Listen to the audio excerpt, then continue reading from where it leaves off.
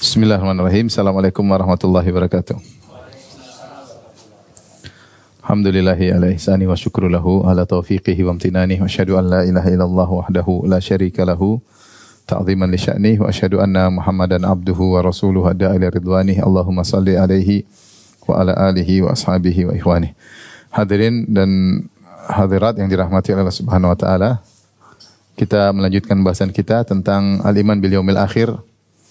Dan kita mulai masuk dari perincian tentang peristiwa-peristiwa yang terjadi pada hari kiamat kelak sampai surga dan neraka.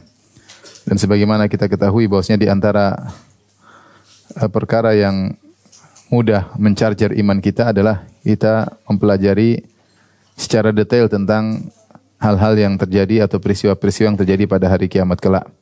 Terlebih lagi kehidupan kita yang sangat duniawi sehingga membuat kita sering lupa tentang bahwasanya kita ini bakalan mati dan bakalan dibangkitkan dan bakalan akan dimintai pertanggungjawaban oleh Allah Subhanahu wa taala secara detail oleh Allah Subhanahu wa taala. Maka dengan belajar al-iman bil yaumil akhir tentang peristiwa-peristiwa hari kiamat, peristiwa-peristiwa hari akhirat, mudah menambah keimanan kita, membuat kita semangat untuk beramal saleh dan menjadikan kita untuk waspada agar tidak bermaksiat kepada Allah Subhanahu wa taala. Pada kesempatan kali ini kita akan bahas tentang proses terjadinya hari kiamat ya. Proses terjadinya hari kiamat. Atau hari kebangkit, hari kiamat ya. Baik, ada beberapa pendapat di kalangan para ulama, mereka mengatakan hari kebangkitan atau hari kiamat terjadi dengan 2 tiupan sangkakala, sebagian berpendapat dengan 3 tiupan sangkakala dan sebagian berpendapat 4 tiupan sangkakala. Dari pendapat ini meruncing pada 2 pendapat, yaitu terjadinya hari kiamat dengan 2 tiupan sangkakala atau 3 tiupan sangkakala. Jadi ada khilaf ulama ya. Berapa kali tiupan sangkakala?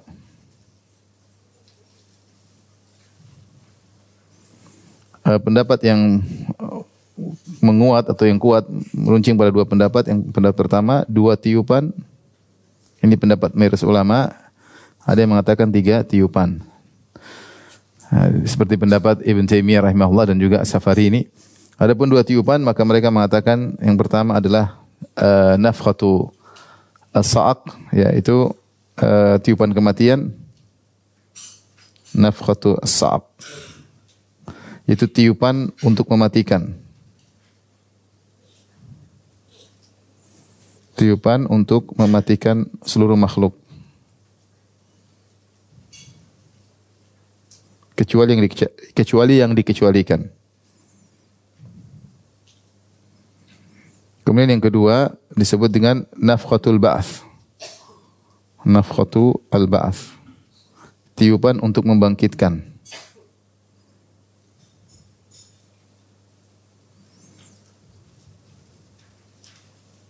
Secara umum ini adalah pendapat mayoritas ulama,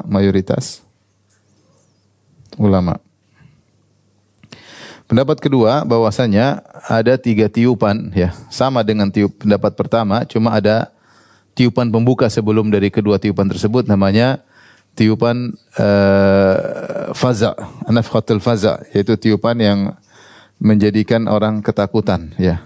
Jadi 3 tiupan. Yang pertama adalah nafkhatu al-faza'. Ya, tiupan yang menjadikan takut. Karena faza' artinya takut. Kemudian tiupan kedua dan ketiga sama dengan ini ya. Sama, yaitu tiupan mematikan, kemudian tiupan kebangkitan, tiupan membangkitkan.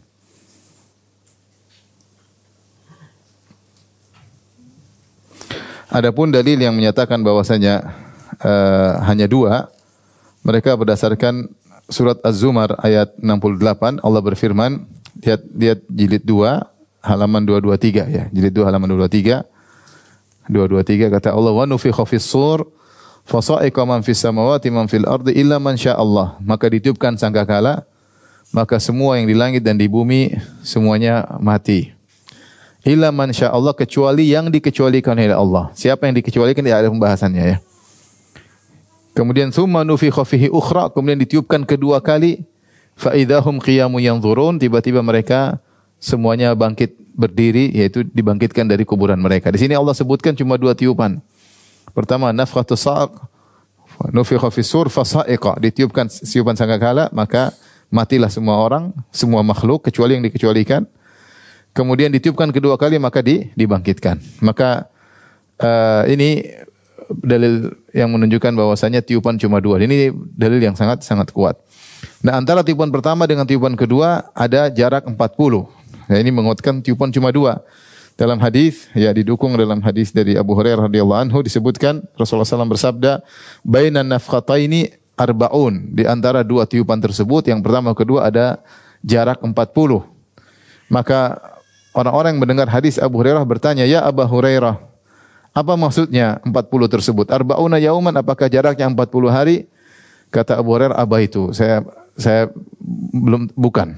Kemudian arba'una sanah, maksudnya antara tiupan pertama tiupan kedua 40 tahun. Kata Abu Hurairah, abait. Kata Abu Hurairah bahwasanya bukan ya, atau dia mengatakan enggan menjawab, saya tidak mau jawab.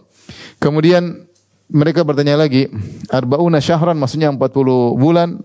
Kata Abu Hurairah, abait, saya juga enggan menjawab. Artinya Abu Hurairah tidak tahu persis jarak antara tiupan pertama tiupan kedua, apakah 40 hari atau ke 40 tahun atau ke 40 bulan. Yang jelas Nabi sebutkan jarak di antara keduanya adalah 40. Kemudian Rasulullah mengatakan, "Wa yabla kullu syai'in minal insani illa ajabu dzambihi fihi yurakkabu al-khalqu."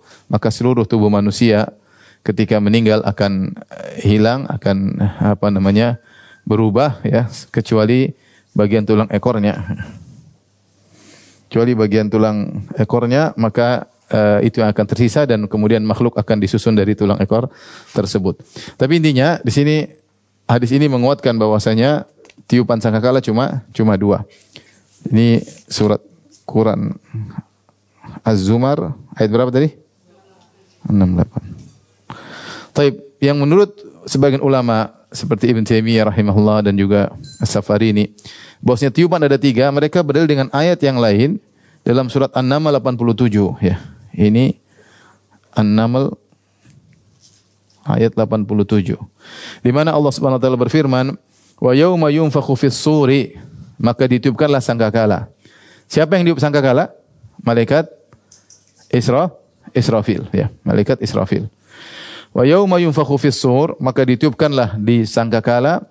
Fafazi'a man fis samawati man fil ardi illa man Allah. Di sini kata Allah fafazi'a, maka takutlah.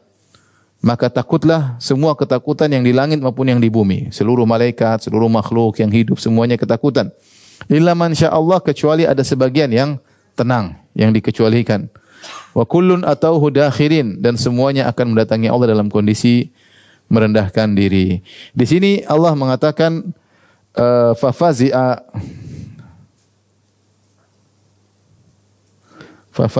ya, yang artinya takutlah. Sehingga mereka mengatakan sungguhnya tiupan itu ada tiga. Pertama, tiupan pertama membuat takut, tiupan kedua membuat mati, baru tiupan ketiga membangkitkan. Intinya khilaf tidak begitu urgen ya. Sebagian ulama mencoba untuk mengkompromikan, kata mereka tiupan cuma dua, tetapi dimulai dengan ketakutan terdahulu sebelum meninggal. Jadi tiupan ditiupkan, maka timbul ketakutan luar biasa, kemudian disusul dengan apa? Kematian. Sehingga satu tiupan itu mewakili dua kejadian, ketakutan dan kemudian baru meninggal dunia. Intinya demikianlah proses kematian dan kebangkitan. Taib. Tadi kita sebutkan ayat-ayat Allah katakan illa man Allah, kecuali semuanya mati atau semuanya takut kecuali yang Allah kecualikan. Siapa yang Allah kecualikan tersebut yang tidak ikut mati ketika ditiupkan sangkakala? Yang pertama, maka ada beberapa pendapat, lihat halaman 226 ya, lihat 226. Pendapat pertama ada yang mengatakan Yang dikecualikan oleh Allah adalah semua malaikat, ya. Semua malaikat. Malaikat tidak ada yang mati sama sekali, ya. Ini pendapat Ibnu Hazm rahimahullahu taala, ya. Tapi ini pendapat kurang kuat karena Allah mengatakan man fis sama fa fazi'a man fis sama fa sa'iqa man fis samawati man fil ardi illa man syaa Allah. Semua di langit dan di bumi mati kecuali yang dikecualikan, ya. Kalau malaikat semua hidup, siapa penghuni langit? Malaikat. Sementara Allah mengatakan semua yang di langit dan bumi mati. Ya, seakan-akan kalau semua malaikat selamat, maka apa fungsi Allah mengatakan semua yang di langit mati? Kecuali, ya. Ya, seharusnya yang semua di langit tidak usah disebutkan, langsung aja semua yang di bumi mati, ya. Tapi Allah mengatakan semua yang di langit dan di bumi mati kecuali yang dikecualikan, ya. Kalau malaikat semuanya hidup tidak ikut mati, maka firman Allah tersebut seakan-akan sia-sia, tidak ada maknanya, ya. Pendapat yang kedua, yang tidak ikut mati adalah sebagian malaikat, tidak seluruhnya. Siapa saja? Ada yang mengatakan malaikat Jibril, malaikat Mikail, malaikat Israfil, dan malaikat maut. Ini 4 malaikat yang tidak bakalan mati ketika ditiupkan sangkakala, ya. Ini pun tanpa dalil, ini hanya sekedar logika. Kalau malaikat maut, ya dia yang mematikan orang, bagaimana dia mati? Kalau malaikat Israfil, dia yang tiup sangkakala. Kalau dia mati, tiup mati sendiri, terus siapa yang tiup lagi? Gampang. Ini logika, ya, logika. Tapi ini pun tidak ada dalil secara spesifik, namun pendapat sebagian ulama.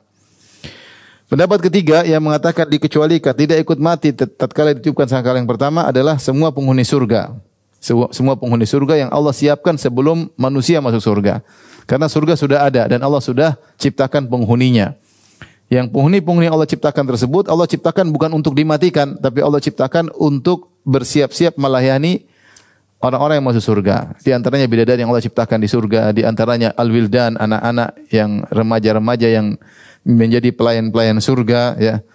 Maka ini pendapat Imam Ahmad dan juga pendapat Ibnu Taimiyah rahimahumullah, bahwasanya mereka diciptakan bukan untuk dimatikan. Oleh karenanya mereka dikecualikan dari orang-orang yang mati tatkala ditiupkan sangkakala. Oleh karenanya penghuni surga enggak ada yang mati. Siapa yang masuk surga maka tidak bakalan mati. Ketika ada seorang bertanya kepada Rasulullah, "Ya Rasulullah, ayanamu ahlul jannah?" Apakah penghuni surga tidur? Nabi mengatakan, "An-naumu akhul maut, wala yamutu ahlul jannah." Tidur adalah saudara kematian. Artinya penghuni surga enggak ada yang tidur dan penghuni surga enggak ada yang mati. Ketika mereka sudah diciptakan sebelum ditiupkan sangkakala, konsekuensinya ketika ditiupkan sangkakala mereka tidak ikut apa? Tidak ikut mati. Itu para bidadari, para al-wildan, yaitu penghuni-penghuni surga yang disiapkan oleh Allah sebelum penduduk bumi masuk surga. Pendapat yang keempat yang tidak mati adalah hanya mayat, ya. Karena mayat tidak merasakan kematian, ya, yang sudah, artinya semuanya mati kecuali yang sudah mati, ya. Yang dimatikan apa yang masih hidup, ya kan? Ketika di sangkakala sudah ada yang mati belum? Sudah ada yang mati, sudah banyak ribuan, mungkin miliaran manusia sudah mati. Nah, mereka tidak ikut mati karena mereka sudah apa? Mati. Yang mati yang masih hidup, yang mati yang masih hidup.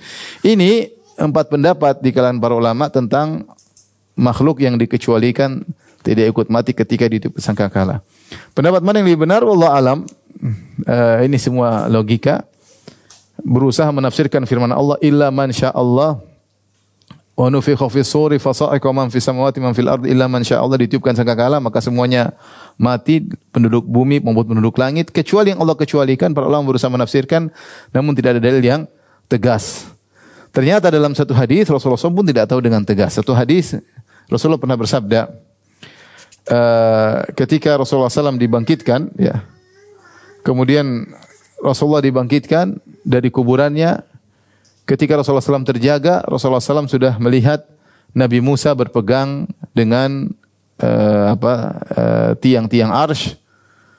Nabi Musa sudah sadar waktu itu. Maka Rasulullah berkata, mengomentari, "Saya tidak tahu apakah Musa alaihissalam disadarkan sebelum aku, ataukah dia termasuk yang dikecualikan?" Kata Rasulullah, "Fala adri akana fi man sa'iqa fa afaqa qabli au kana mimman istathna Allah." Jadi Rasulullah mengatakan, "Ana awwalu man yanshaqqu anhul qabr." Kata Rasulullah, aku adalah orang yang pertama kali keluar dari kuburan. Kata Rasulullah SAW. Dalam hadis Rasulullah mengatakan, "Ana sayyidu waladi Adam wala fakhr yaumal qiyamah. Aku adalah pemimpin seluruh anak Adam pada hari kiamat dan aku tidak sombong. Wa ana awwalu man yanshaqqu anhul qabr yaumal qiyamah. Dan aku adalah orang yang pertama kali dikeluarkan dari kuburan. Tapi Rasulullah cerita ketika saya dibangkitkan dari kuburan, saya sudah lihat Musa sedang terjaga. Lah, ini Musa sudah ada. Maka saya bingung apakah Musa dibangkitkan sebelumku ataukah dia termasuk orang yang dikecualikan, tidak terkena apa? Kematian gara-gara tiupan sangkakala. Ada yang mengatakan Musa bisa jadi termasuk yang dikecualikan karena dia pernah ketika ingin melihat Allah Subhanahu wa taala, kemudian lihat cahaya, Musa apa? Mati atau pingsan. Sehingga dia dicukupkan dengan pingsan yang pertama. Intinya Nabi pun tidak tahu. Nabi tidak tahu apakah Nabi Musa termasuk yang dikecualikan atau tidak. Maka kita bilang kalau Nabi pun tidak tahu, apalagi apa? Kita. Maka kita bilang wallahu a'lam. Yang jelas Allah kabarkan ada sebagian makhluk yang dikecualikan, yang tidak mati ketika ditiupkan apa? Sangkakala yang pertama. Ini pendapat yang lebih hati-hati. Taib. Taib ini khilaf tentang 2 tiupan atau 3 tiupan atau 4 tiupan. Berikutnya tentang bagaimana dibangkitkannya jasad, proses dibangkitkan jasad ya. Ini sudah ya. Baik, kita lanjutkan proses kebangkitan jasad.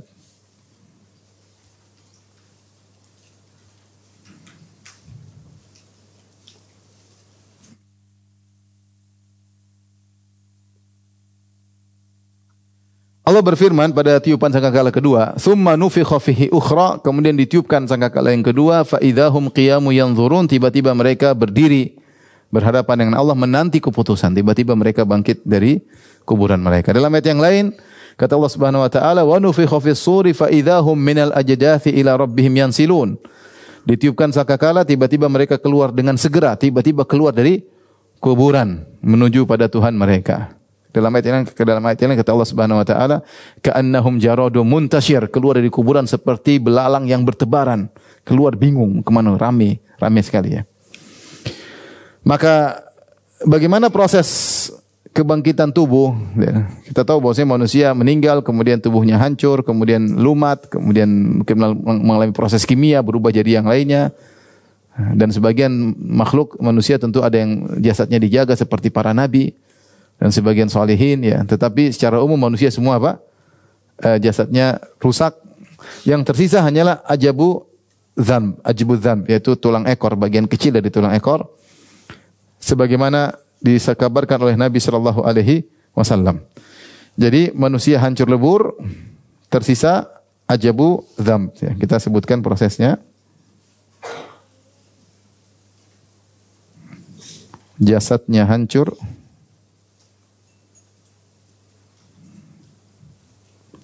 kecuali ajabu dzam.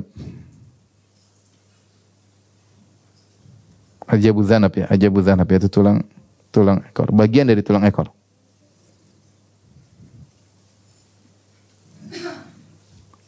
Allah alam, ini mungkin ada penelitian, ada yang mengatakan semua apa DNA apalah semua tercatat di situ. Allah alam, ini ada pembahasan. Tapi saya tidak sempat baca tentang mukjizat hadis Nabi sallallahu alaihi wasallam terkait dengan ajabu dzanab ya. Rasulullah bersabda, "Walaisa minal insani syai'un illa yabla." Tidak ada bagian dari manusia pun kecuali akan sirna, akan hancur. Illa azman wahidan, kecuali satu tulang, wa huwa ajbu dzanab, yaitu di bagian tulang ekor. Minhu yurakkabul khalqu yaumal qiyamah. Maka manusia disusun dari tulang tersebut. Dari sisa tersebut disusunlah Allah susun manusia. Bermula dari sisa kecil tersebut yang tidak sirna ya. Tapi ini pertama. Kemudian tadi sudah dijelaskan bahwasanya berikutnya yang kedua antara tiupan pertama dan tiupan kedua berapa jaraknya? Iya, jaraknya 40. Wallahu alam 40 apa? 40 hari, 40 tahun atau ke 40 bulan ya. Dan ketika terjadi tiupan sangkakala pertama, tiupan dengan tiba-tiba ya. Tiupan tiba-tiba, semua orang sedang mungkin sibuk, sedang lalai, tiba-tiba mendengar tiupan sangkakala yang pertama. Makanya Allah berfirman, "La ta'tikum illa baghtah", bahwasanya hari kiamat Tiupan sangkakala pertama itu tidak datang kecuali tiba-tiba. Dalam hadis disebutkan Rasulullah bersabda, "Tsumma yunfakhu fis sur." Kemudian ditiupkanlah di sangkakala. Fala yasma'u ahadun illa asgha laitan wa rafa'a laitan. Ditiupkan sangkakala, tiba-tiba semua orang mendengar. Tidak ada yang mendengar kecuali mereka menjulurkan leher mereka untuk mendengar. Ada yang mengatakan mereka ini mendengar lebih jelas, ada yang mengatakan karena rasa sakit yang mereka rasakan ketika mendengar suara tersebut, ya. Sehingga akhirnya membuat mereka mati. Dan kita tahu bahwasanya Allah menceritakan beberapa kaum tewas gara-gara suara yang gelegar yang Allah berikan, ya. Seperti kaum Samud, ya, sayhah. Fa akhadhathumus sayhah, maka tiba-tiba ada suara yang keras menggelegar membuat mereka mati, ya. Kita aja kalau dengar guntur sekarang kita ketakutan, apalagi gunturnya sangat keras, seakan-akan ketakutan tersebut merasuk ke jantung, ya. Namun ada suatu saat Allah mengeluarkan suara dari tiupan sangkakala yang sangat keras yang membuat orang pada meninggal dunia.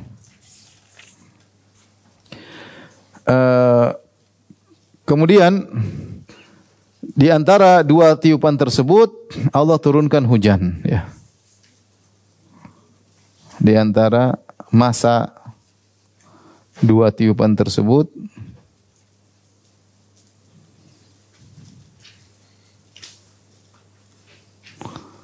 hujan ini dia seperti air mani. Ya, hujan inilah air tersebut masuk ke dalam tanah, kemudian menempeli pada ajabuz zanab, kepada tulang-tulang ekor yang tersisa tersebut, maka kemudian manusia pun tumbuh karena terkena air hujan tersebut, ya.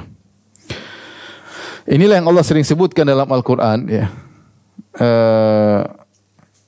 Allah mengatakan bagaimana Allah menghidupkan manusia seperti air hujan yang turun ke bumi, seperti firman Allah Subhanahu wa taala, yukhrijul hayya minal mayyiti wa yukhrijul mayyita minal hayyi wa yuhyil arda ba'da mautiha wa kadzalika tukhrajun. Allah mengeluarkan yang hidup dari yang mati dan mengeluarkan yang mati dari yang hidup, dan Allah menghidupkan bumi setelah tandusnya.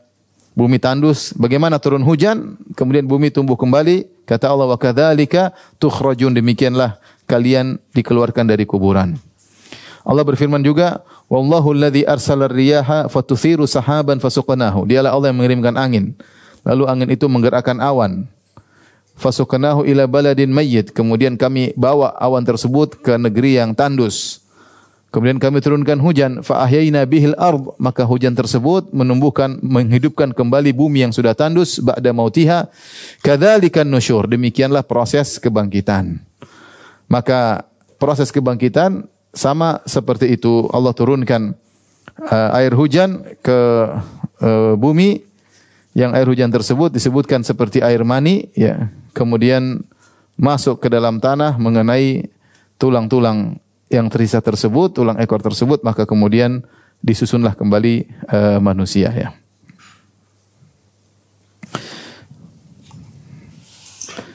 Turunlah hujan seperti air mani yang kemudian mengenai tulang-tulang sisa manusia, tulang ekor yang tersisa. Mulailah tersusun, kemudian proses berikutnya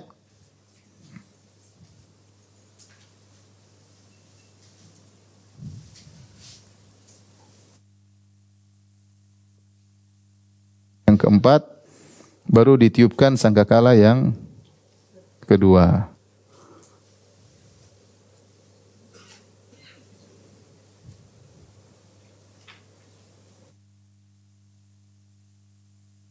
Ketika ditiupkan sangkakala yang kedua, maka tiba-tiba manusia pun bangkit, ya.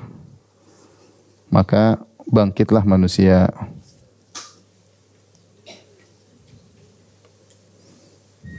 Manusia dari kuburan mereka.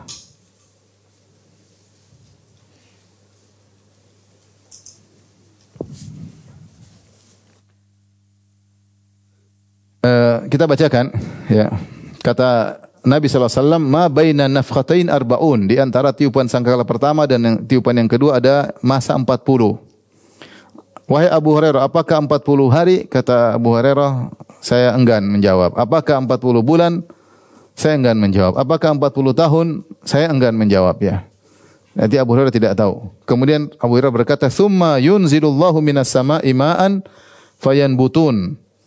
Maka Allah pun turunkan dari langit air, maka mereka pun tumbuh ya. Kama yanbutul baqal, sebagaimana sayur mayur yang tumbuh.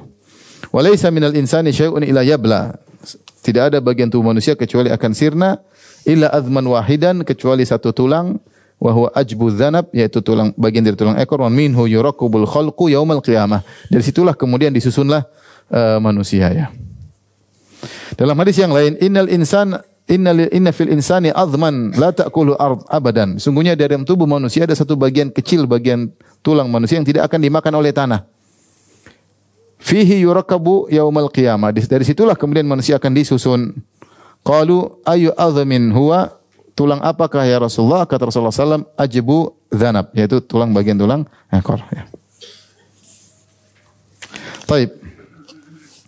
Nah, proses manusia ini, kebangkitan manusia disebut dengan proses al-i'adah, pengulangan ya. Disebut dengan proses al-i'adah.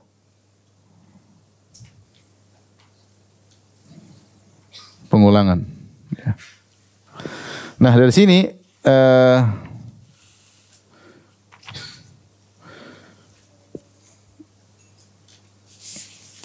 kenapa dia pengulangan, tapi dia berbeda dengan proses manusia diciptakan pertama kali. Tentunya berbeda ya. Kalau manusia pertama kali kita tahu diciptakan dari sperma dan sel telur, kemudian gabung, kemudian tumbuh menjadi manusia ya. Kemudian manusia tersebut memiliki keterbatasan, memiliki kelemahan, kemudian diciptakan untuk meninggal dunia. Tetapi yang sekarang al-i'adah, pengulangan kembali, maka ini beda. Diciptakannya bukan pertemuan air mani dengan apa? Ovum. Tetapi dari tulang ekor yang tersisa diturunkan oleh Allah dengan air hujan khusus, maka tumbuhlah manusia-manusia tersebut, dan manusia diciptakan untuk hidup abadi. Untuk hidup abadi. Maka tidak sama dengan seperti yang pertama. Kalau pertama diciptakan untuk mati, kalau ini diciptakan untuk abadi. Maka tubuhnya lebih sempurna. Baik penghuni surga maupun penghuni apa? Neraka. Makanya ketika mereka dibangkitkan kembali, pandangan mereka lebih tajam. Fabasarukal yauma hadid. Pandangan menjadi tajam, semua bisa terlihat ya. Malaikat bisa dilihat, iblis bisa dilihat ya. Sebelumnya kita di dunia tidak bisa melihat. Makanya penghuni surga juga akan bisa melihat Allah Subhanahu wa taala pada hari kiamat di surga kelak. Kemudian mereka kuat tubuhnya di bawah terik matahari dengan jarak 1 mil, dalam panjang masa 50.000 tahun mereka kuat. Penghuni neraka pun disiksa tidak mati-mati, dibakar, disiksa tidak mati-mati, sehingga proses penciptaannya disebut dengan pengulangan karena ada bagian dari tubuh di dunia yang dipakai kembali tapi dimodifikasi oleh Allah Subhanahu wa taala, ya. Dimodifikasi oleh Allah. Nanti kan kita bahas lagi setelah ini, tapi saya ingin kasih gambaran sekilas bahwasanya proses penciptaannya tidak sama dengan proses penciptaan yang pertama, ya. Beda. Kalau yang pertama kita sekarang yang diciptakan untuk mati, yang berikutnya dibangkitkan untuk hidup selamanya, dan dimodifikasi lebih tangguh tubuh manusia daripada ketika yang pertama ya. Kalau pertama diciptakan untuk menjadi rambut putih, sekarang udah pada rambut putih. Kalau yang kedua enggak bakalan mati, enggak bakalan apa? Mati. Baik, timbul pertanyaan, lihat halaman 235. Allah sebutkan dalam banyak ayat dalam Al-Qur'an tentang dahsyatnya kejadian hari kiamat. Seperti kata Allah, "Idzas sama'u fatarat." Ketika langit terbelah, wa idzal kawakibun tatharat, ketika bintang-bintang berjatuhan. Ya. Ya. Allah mengatakan demikian, ya. Seperti idzas syamsu kuwirat, ketika matahari digulung, yaitu dihilangkan cahayanya. Dan dahsyatan yang Allah sebutkan, ya, bagaimana gunung kemudian diangkat, dihancurkan, diterbangkan, ya. Kemudian yauma tubaddalul ardu ghairal ard, bumi kami ganti, langit kami lipat. Ini semua kapan terjadinya? Kapan terjadinya kedahsyatan yang Allah gambarkan pada hari kiamat kelak, ya. Kata Allah, yauma yaj'alul wildana shiba, hari di mana kalau ada anak kecil menghadiri hari tersebut, maka rambutnya akan jadi beruban seketika itu karena ketakutan luar biasa, sehingga hormon berubah sehingga rambutnya yang hitam menjadi apa? Putih dengan tiba-tiba. Ya, hari di mana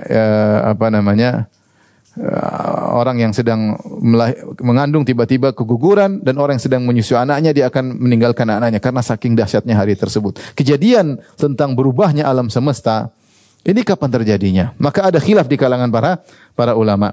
Ada yang mengatakan kejadian ini yang dahsyat yang Allah sebutkan dalam surat At-Takwir, Al-Infitar, Al-Insyiqaq ya.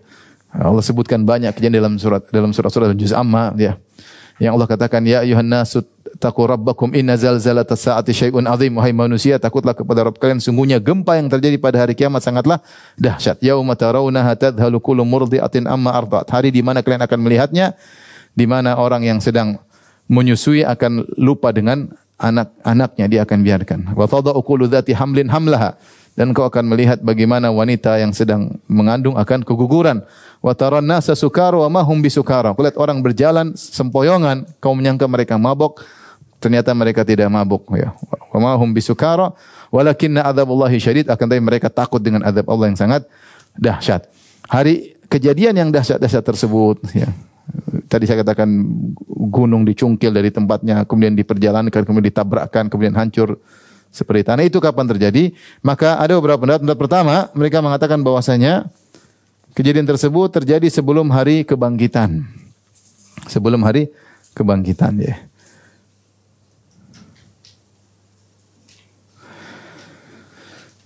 Karena kata mereka, kalau sudah hari kebangkitan tidak ada lagi wanita hamil. Karena Allah mengatakan kalian menyaksikan ada wanita hamil yang kemudian keguguran. Ini pendapat sebagian ulama, mereka mengatakan pokoknya ini kejadiannya sebelum hari kebangkitan. Dan ini termasuk dari tanda-tanda besar hari kiamat. Itu menjelang hari kiamat.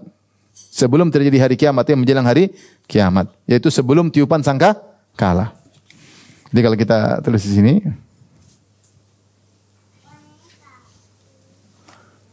kapan terjadinya kedahsyatan hari kiamat, perubahan atau hancurnya alam semesta.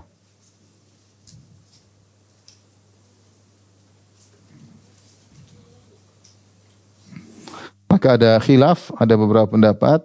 Ada yang mengatakan ini akan terjadi, tapi kapannya mereka khilaf. Ada yang mengatakan menjelang ditiupkan sangkakala, menjelang hari kiamat. Yaitu sebelum ditiupkan sangkakala.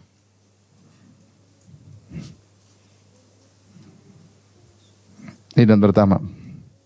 Pendapat kedua yang mengatakan bersamaan dengan ditiupkan sangkakala ya.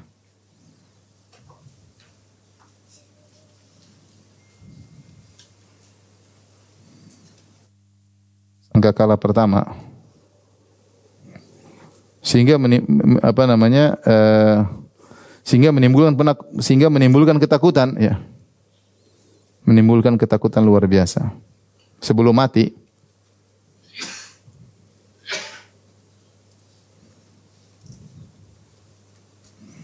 Ini pendapat kedua, ini pendapat dipilih oleh Safari ini ya. Dia mengatakan bahwa ini terjadi setelah tiupan sangkakala yang pertama. Ada yang mengatakan ini yang pendapat ketiga bersama dengan tiupan sangkakala yang kedua setelah kebangkitan. Dengan tiupan sangkakala yang kedua, yaitu tiupan kebangkitan.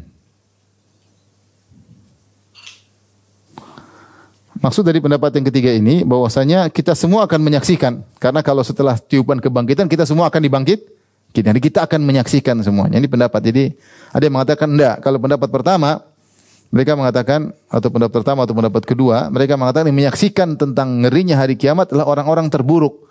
Karena orang-orang yang disisakan oleh Allah pada hari kiamat kelak adalah orang-orang yang terburuk. Karena hari kiamat tidak tegak kecuali kepada orang-orang yang terburuk. Orang yang baik semuanya dimatikan oleh Allah. Tinggal orang-orang yang terburuk. Itu sudah rusak-rusaknya dunia ketika itu. Tidak ada lagi yang sholat, tidak ada lagi yang haji, tidak ada yang umrah. Ka'bah dihancurin sama orang Habasyi. Rusak-rusaknya dunia ketika itu. Sebagaimana kita jelaskan pada tanda-tanda besar hari kiamat. Di saat-saat rusak tersebut, maka Allah goncangkan bumi ini. Apakah menjelang ditiupkan sangkakala atau bersamaan dengan ditiupkan apa sangkakala? Sehingga yang menyaksikan dahsyatnya hari kiamat tersebut hanya orang-orang terburuk, ya, yang menyaksikan hanya orang-orang terburuk.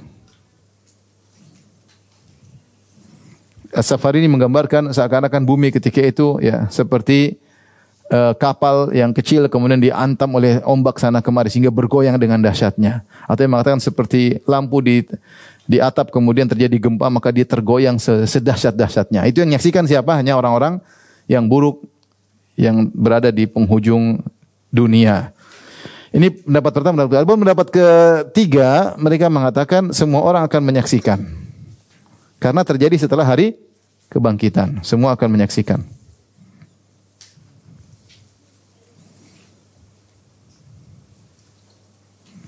Karena semua sudah bangkit.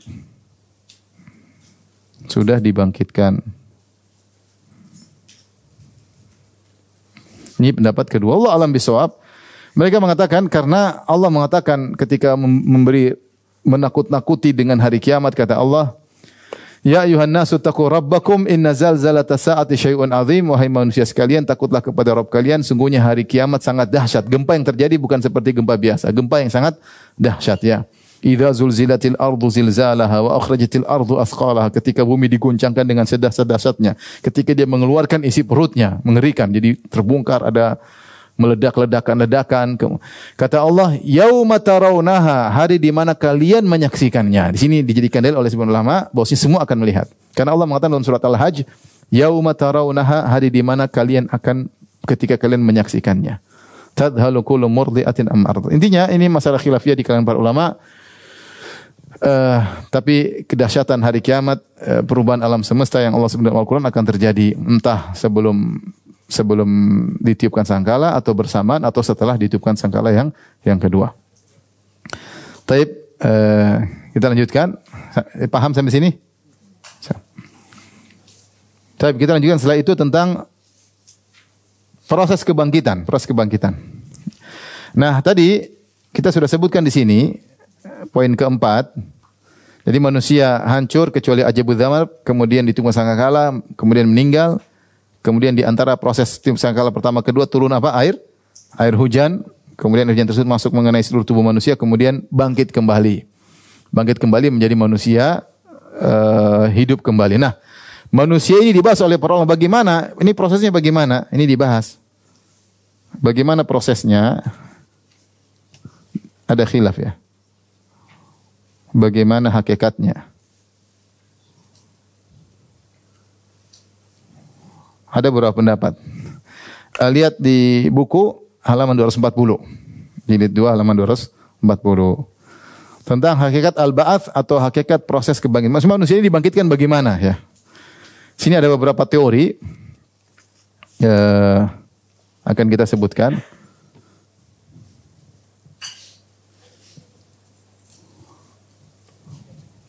Hakikat jasad yang dibangkitkan. Hakikat jasad ini apa maksudnya?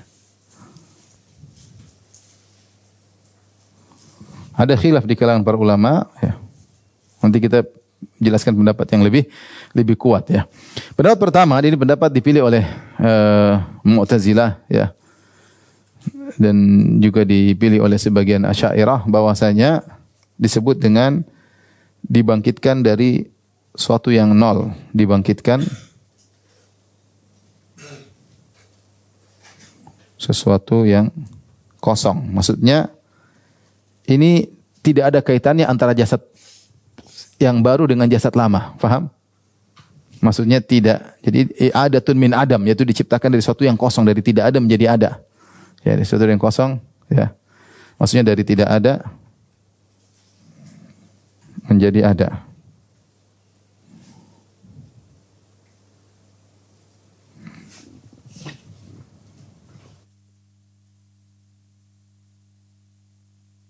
Maksudnya apa? Maksudnya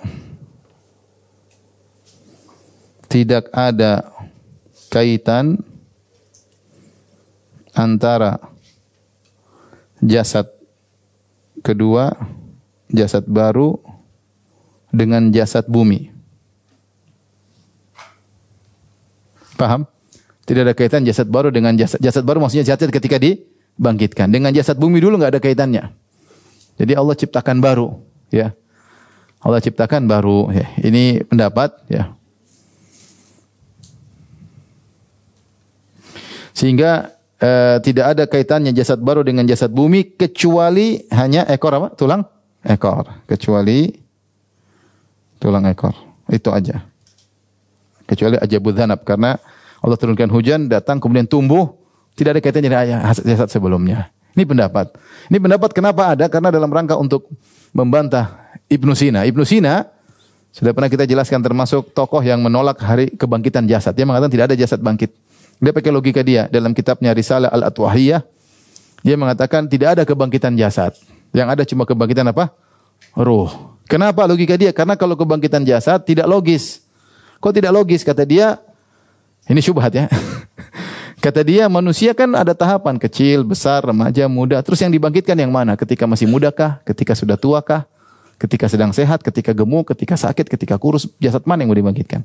Paham? Kata dia sehingga nggak logis. Sudah nggak ada jasad bangkit. Yang kedua, kalau si John ini misalnya, John ini John ini dimakan oleh ikan hiu. Paham?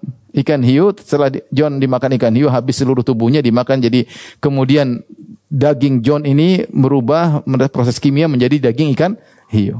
Kemudian ikan hiu ditangkap oleh Paijo, Paimin sama Juminten. Kemudian Paijo, Paimin, Juminten makan ikan hiu ini. Paham? Ketika makan hiu ini berarti jasad John tadi terpecah menjadi 3 orang. Berada di 3 apa? 3 orang. Paham? Nah, kalau Paijo, Juminten, Paimin semua mati, John juga mati, kemudian Allah bangkitkan yang mana? Kalau Allah bangkitkan John, nanti Paijo, Paimin berkurang jasadnya. Faham? Dia pakai logika. Kenapa? Karena daging sudah berubah ke daging tubuh manusia yang lain. Sehingga kalau gitu nggak bisa. Ini logika dia. Sudah kita tolak. Semua ayat-ayat tentang hari kebangkitan, dalam ayat banyak sekali. Dibangkitkan. Kata dia itu semua majas.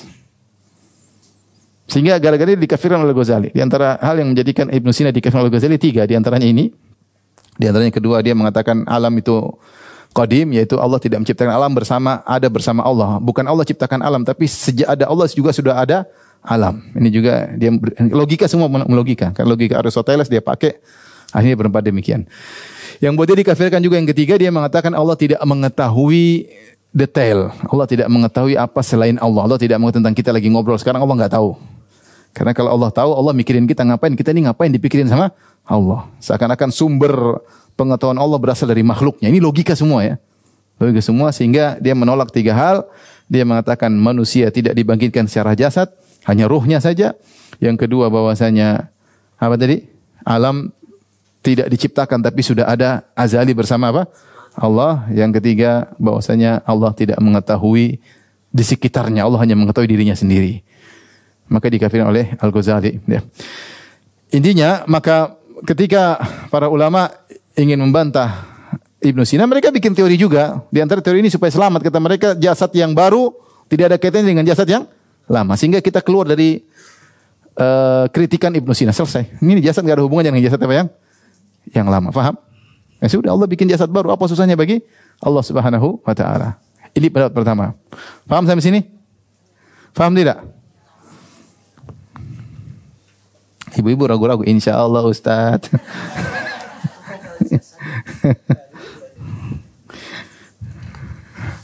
Pendapat yang kedua,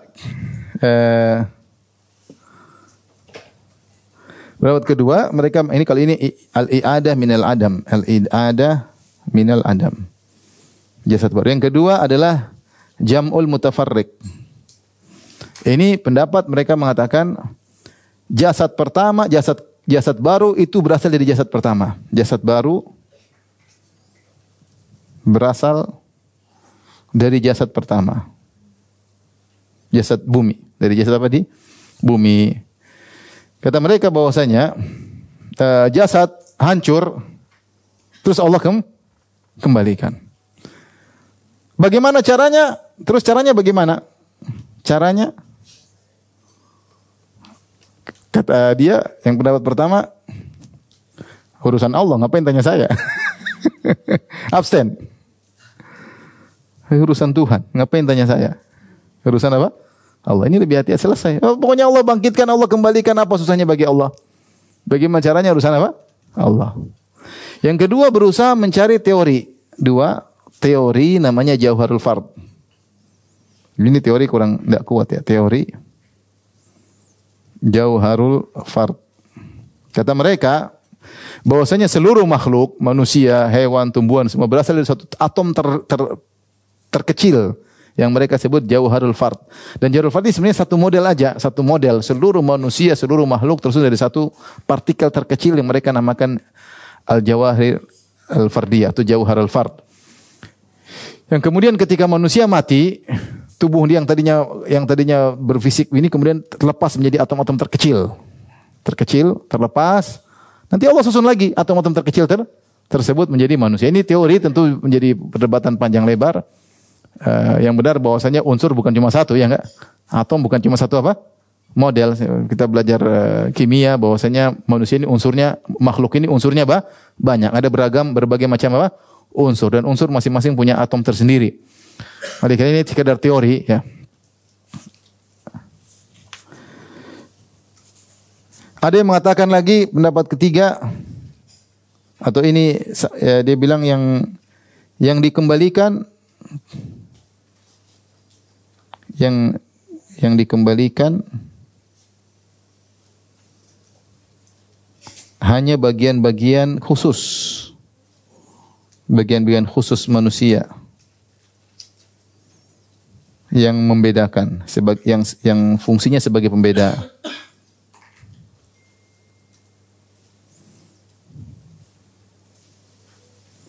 Ini sekedar teori. Kata mereka tidak semua tubuh dikembalikan. Cuma ada bagian khusus-khusus yang membedakan si fulan dari Alan, si John dari Paijo. Ini yang dikembalikan, kemudian Allah susun dengan tubuh yang baru. Ini pendapat ya. Intinya Allah alam bisawab,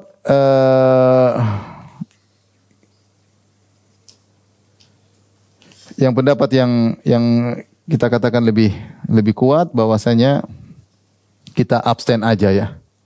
Kita bilang itu urusan siapa? Urusan Allah Subhanahu wa taala. Tetapi yang jelas jasad yang baru yang baru itu berasal dari sebagian jasad di bumi ya. Kita bilang pendapat yang lebih kuat, jasad baru tersusun juga dari jasad bumi. Hanya saja dimodifikasi, oleh Allah, ditambah ya. Kenapa dimodifikasi? Karena berbeda. Kalau jasad bumi diciptakan untuk mati, adapun jasad baru diciptakan untuk hidup selama-lamanya. Makanya kekuatannya berbeda. Kalau di bumi semakin tua kena kolesterol, sakit, rambut putih. Kalau jasad akhirat abadi selama-lamanya. Di bawah matahari jarak 1 mil tidak mati-mati. Yang masuk neraka dibakar enggak mati-mati ya. Menunjukkan jasad mereka berbeda. Makanya Allah berfirman dalam Al-Quran, "Walau qad alimtumun nash'atal ula." Sungguh kalian telah mengetahui, surat Al-Waqi'ah ayat 62, ini dalilnya. Al-Waqi'ah ayat 62. Kata Allah Subhanahu wa taala, "Walau qad alimtumun nash'atal ula." Sungguh kalian telah mengetahui proses penciptaan pertama, yaitu manusia bumi. Menunjukkan bahwasanya nash'atul ukhra, penciptaan berikutnya berbeda dari penciptaan yang pertama. Falaula tadhakkarun, tidakkah kalian mengambil pelajaran? Dan dalil menunjukkan bahwasanya jasad yang akan dibangkitkan ada kaitannya dengan jasad ketika di bumi. Banyak dalilnya. Di antaranya lihat halaman 244 ya. Allah berfirman misalnya dalam surat Fussilat 21, "Wa qalu li juludihim lima syahidtum alaina." Orang-orang di neraka akan berkata kepada kulit mereka, "Lima syahidtum alaina?" Kenapa kalian menjadi saksi atas perbuatan kami? Qalu antaqana Allahu alladhi antaqa kulla syai'. Allah yang menjadikan kami kulit-kulit bisa berbicara. Kulit-kulit inilah yang dulu di bumi atau bukan? Di bumi yang dulu melakukan maksiat, kulit-kulit itu. Jadi kulit-kulit yang melakukan maksiat Allah kembalikan lagi. Tentu Allah modif tubuh mereka, tetapi jasad mereka di bumi Allah kembalikan apa? Lagi, sehingga kulit-kulit tersebut menjadi saksi atas perbuatan mereka. Ya. Allah menjadikan apa? Yauma nakhtimu ala afwahihim wa tukallimuna aydihim wa tashhadu arjuluhum. Ada hari tersebut kami tutup mulut mereka, maka kaki mereka berbicara, tangan mereka berbicara. Itu kaki mereka yang dulu maksiat, tangan mereka yang dulu apa, Mak? Maksiat. Bukan tangan orang, bukan tangan baru. Tangan yang pernah di bumi yang dulu melakukan apa? Kemaksiatan menjadi saksi atas perbuatan mereka.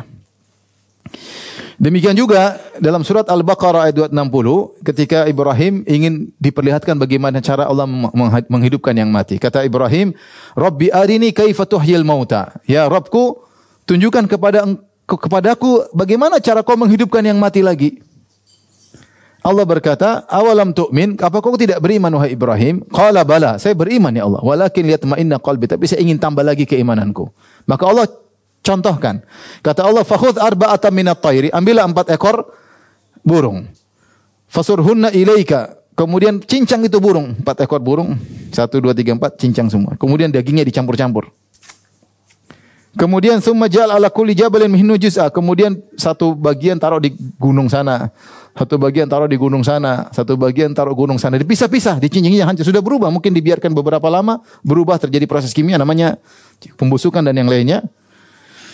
Kemudian kata Allah, "Tsumma du'uhunna." Kemudian panggil 4 burung tersebut. Ya'tina kasa'ya, maka burung tersebut dipanggil datang kembali.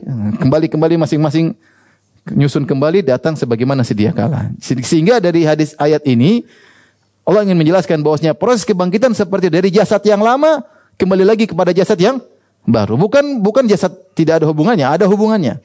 Meskipun dimodifikasi oleh Allah, tapi jasad yang dulu yang melakukan kebaikan maupun kemaksiatan itu akan dikembalikan oleh Allah Subhanahu wa taala. Demikian juga dalam satu hadis. Di halaman 245, "Kana rajulun yusrifu ala nafsihi." Ada seorang dahulu dia akan meninggal dunia, dia takut. Falamma hadarahul maut, ketika dia akan meninggal, dia kumpulkan anak-anaknya. Qala li banihi. Dia takut karena banyak maksiat. Dia berkata, "Idza ana mittu fa ahrikuni." Kalau saya mati, wahai anak-anakku, bakarlah tubuhku. Sumat hanuni, kemudian sudah jadi hancur, tumbuk. Tumbuk biar jadi debu. Summa dharuni fil rih. Kemudian tebarkanlah debuku di udara. Dalam riwayat yang lain, fil yammi, di lautan. Buang itu debu-debuku di lautan. Dia ingin supaya tidak bisa dibangkitkan. Fawallahi la in qadara alayya rabbi la yu'adzibanni adzaban ma adzabahu ahadan. Seandainya Allah bisa bangkitkan aku kembali, Allah akan azab aku dengan azab yang sangat pedih. Kayaknya maksiat terlalu banyak. Akhirnya ketika dia mati, anak-anaknya berbakti. Dibakarlah bapaknya. Dibakar, kemudian ditumbuk. Sudah hancur, kemudian disebarkan di udara, di lautan. Maka Allah perintahkan bumi untuk mengumpulkan seluruh jasadnya yang sudah jadi hangus, hancur. Proses kimia berbalik. Kata Allah, "Ya ardi ijma'i ma fiki minhu." Kumpulkan lagi jasad orang tersebut. Sudah jadi apa? Kembali lagi jadi hidup di depan Allah Subhanahu wa taala. Allah berkata, "Wa ma hamalaka ala ma sana'at." Apa yang buat engkau melakukan hal ini supaya kau dibakar dan ditumbuk? Kata dia, "Khasyataka ya Rabb." Saya takut sama engkau ya Allah. Maka Allah ampuni dia. Tapi hadis ini menunjukkan bahwasanya ketika Allah menghidupkan kembali dari jasad yang lama. Makanya dalam surat Qaf Allah mengatakan, "Qaf wal Qur'anil Majid bal ajibu an unziru min faqala al kafirun hadza syai'un ajib. A idza mitna wa raj'un ba'id." Kata Allah, "Qad alimna ma tanqusul ardu minhum wa indana kitabun hafiz." Kata mereka, kalau kita sudah hancur, apakah bisa kembali lagi? Raj'un ba'id ini pengembalian yang mustahil, kata mereka. Dikembalikan lagi, sudah hancur tulang belulang, sudah jadi debu, sudah mungkin dimakan hewan, sudah berubah jadi proses kimia, jadi zat yang lain, unsur yang lain. Bagaimana bisa kembali lagi? Dzalika raj'un ba'id. Ini pengembalian yang tidak masuk akal. Kata Allah, "Qad alimna ma tanqusul ardu minhum." Kami sudah tahu bagian mana tubuh mereka yang dimakan oleh bumi. Allah tahu. Jadi Allah tahu ketika manusia dikuburkan, daging ini jadi apa, Allah tahu semua. Wa indana kitabun hafiz, bukan cuma kami tahu, kami sudah catat di Lauhil Mahfuz bahwasanya semua proses telah terjadi. Untuk mengembalikan tidak ada yang terselip bagi Allah. Seluruh unsur yang berasal dari manusia tadi akan dikembalikan oleh Allah Subhanahu wa taala, itu mudah. Oleh karenanya yang benar, jasad yang akan dibangkitkan di antaranya berasal dari jasad yang lama. Cuma dimodifikasi oleh Allah Subhanahu wa taala karena jasad itulah yang nanti akan diberi kenikmatan oleh Allah atau diberi siksa oleh Allah jika masuk neraka Jahanam. Ini pendapat yang lebih kuat. Oleh karenanya disebutkan penghuni surga kalau masuk surga lebih tampan daripada yang sekarang ini. Sekarang sudah tampan ya, dalam tanda kutip. Tampan relatif. Tampan ada yang disepakati, ada yang diperselisihkan. Sama, cantik juga ada yang diperselisihkan, disepakati. Kalau ibu sekarang diperselisihkan semua. Tapi intinya ketika manusia masuk surga, ya, maka Allah sebutkan, Nabi sebutkan bahwasanya akan yang pertama surga, maka wajah mereka seperti rembulan, kal qamar, seperti rembulan, yang berikutnya seperti bintang yang bersinar terang. Bahwasanya mereka akan lebih tampan daripada sebelumnya, namun ciri khas mereka tetap ada. Ibarat kita ketemu dengan anak kecil, ketika dia sudah besar, kita masih ingat, oh kamu yang dulu ya, sekarang Masya Allah. Tapi kita masih lihat ciri khas wajahnya, iya atau tidak? Demikian juga kalau masuk surga, kamu si Pak Ejo, iya Pak Ejo yang dulu, kok begini Masya Allah. Sama, kalau ketemu perempuan juga, perempuan surga lebih cantik daripada yang sekarang. Sekarang ya apa adanya ya. Nanti di akhirat lebih apa? Lebih cantik ya. Lebih cantik. Makanya ada lelucon, saya pernah dengar lelucon, ada seorang ceramah, ternyata dia ngelucu ya. Dia bilang ada seorang mau surga, kemudian dilihat bidadari. Kata dia bidadari saya, oh itu bukan bidadarimu. Masuk lagi ke depan, maju lagi, buka lagi. Oh ini cantik sekali. Oh itu bukan milikmu, kamu di depan. Bukan, masuk lagi. Ternyata istrinya, kamu lagi. Itu enggak benar ceritanya. Kalaupun ketemu lagi istrinya akan lebih cantik, jauh lebih cantik daripada yang sekarang. Kamu lagi katanya. Jadi yang benar bahwasanya jasad yang dibangkitkan ada proses, tapi berasal dari jasad yang lama, dimodif oleh Allah Subhanahu wa taala sehingga mampu untuk menjalani kehidupan berikutnya, baik di padang mahsyar di bawah terik matahari 50 ribu tahun dengan jarak 1 mil mataharinya, atau ketika harus dimasukkan surga atau dimasukkan neraka, maka jasadnya baru tidak seperti yang dahulu, cuma disusun dari jasad yang lama. Taib. Sudah habis ya waktunya? Belum? Sudah atau belum? Sudah 1 jam? Belum kah? Sudah atau belum?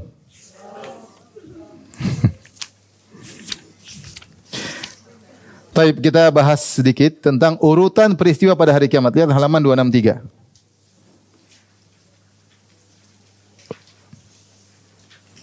Urutan peristiwa-peristiwa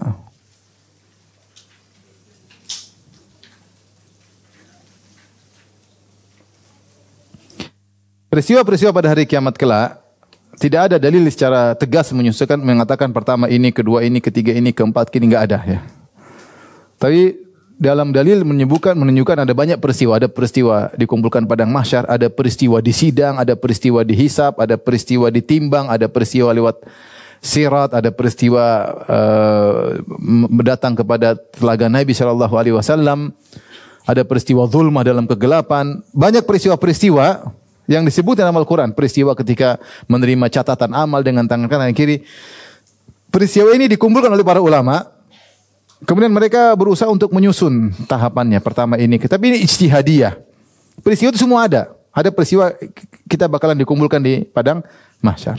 Ada peristiwa kita akan dijemur di bawah terik matahari dalam 1 mil. Ada peristiwa kita umat Islam akan datang ke telaga Nabi untuk minum dari telaga Nabi. Ada yang bisa minum, ada yang diusir. Ya. Ada peristiwa kita disidang dengan orang yang pernah kita zaliminya. Dia akan menuntut kita pada hari kiamat. Kemudian disidang, kita transfer kebaikan kita. Waliyadzubillah. Atau kemudian dosa mereka ditransfer ke orang yang melakukan kezaliman. Ada kejadian tersebut. Ada kejadian dihisap, Allah tanya begini. Kau pernah begini, ada. Ada peristiwa Allah timbang seluruh amalan tersebut. Ya. Ada peristiwa dikumpulkan dengan orang munafik kemudian dipisahkan oleh Allah, sampai peristiwa melewati sirat, ada qantarah. Ini semua peristiwa tersebut dalam Al-Quran maupun hadis Nabi SAW. Nah, para ulama kemudian beristihad mencoba untuk menyusun. Karena ini perkara ijtihadiyah, terkadang terjadi khilaf. Ada yang mengatakan ini dulu, ada yang mengatakan ini sebelumnya, ini setelahnya. Tapi intinya peristiwa itu semua terjadi. Faham? Nah, kita berusaha untuk merunut atau mengurutkan peristiwa-peristiwa tersebut berdasarkan penjelasan para ulama. Coba lihat yang pertama. Yang pertama jelas kita sudah sebutkan tadi. Pertama dibangkitkan kan? Dibangkitkan. Setelah dibangkitkan, yang kedua dikumpulkan di padang apa? Mahsyar.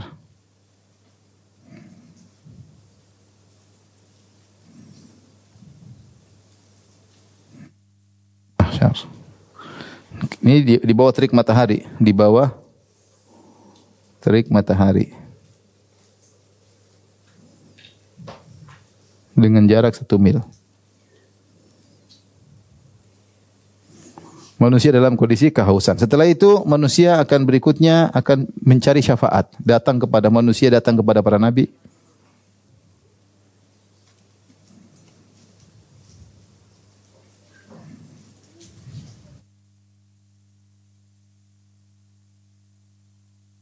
Meminta syafaat. Meminta syafaat buat apa? Syafaat agar Allah datang segera memulai persidangan. Syafaat buat apa? Agar Allah segera datang. Karena nunggu lama di bawah terik matahari. Memulai persidangan.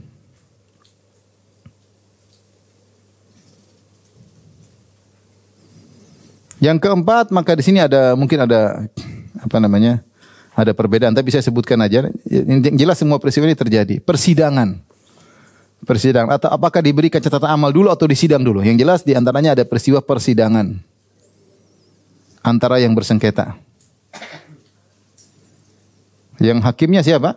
Allah Subhanahu wa taala. Di sini tidak ada jaksa penuntut umum, tidak ada pembela, tidak ada, yang ada cuma Allah Subhanahu wa taala dan saksi. Saksi kulit, tangan, kaki, malaikat, catatan amal semua jadi apa? Saksi. Orang tidak bisa larikan lagi. Kalau sekarang kita jago bicara, menang, punya lawyer yang layar, semuanya jago, lewat, semua jago ya. Tapi nanti hari kiamat tidak ada. Yang sidang cuma siapa? Allah. Kita nggak bisa berkutik ya. Persidangan, di sini persidangan, setiap punya masalah semua. Yang punya masalah sama 1 orang dihadirkan. Yang punya masalah sama 1.000.000 orang, wow, repot. Siapa yang punya masalah sama 1.000.000 orang? Pejabat. Punya masalah sama jutaan orang. Bohongin jutaan orang, dia repot hari kiamat.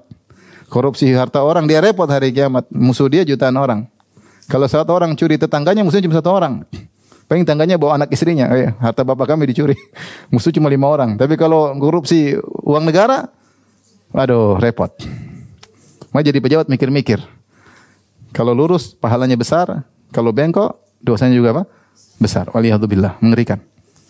Rasulullah menyebutkan di antara orang yang paling utama surga adalah pejabat yang jujur.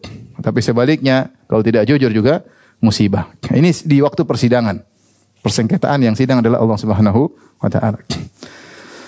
Baik, yang berikutnya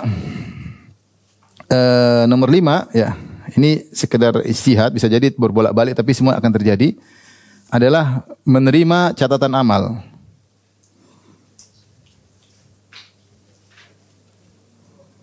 Nah, saya lupa di sini minta syafaat, maka di sini di poin sini ada telaga Nabi, datang ke telaga Nabi.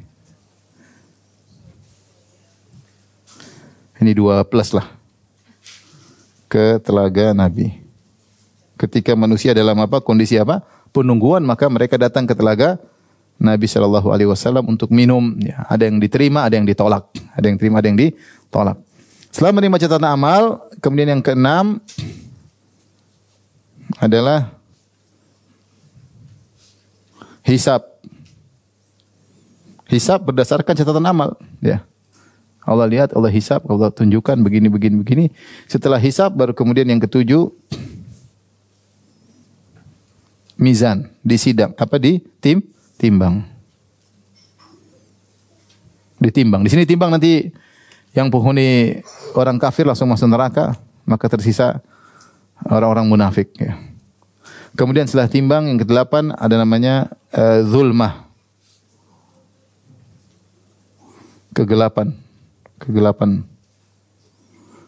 Kegelapan baru kemudian setelah kegelapan Allah suruh lewat sirat. Yang ke-9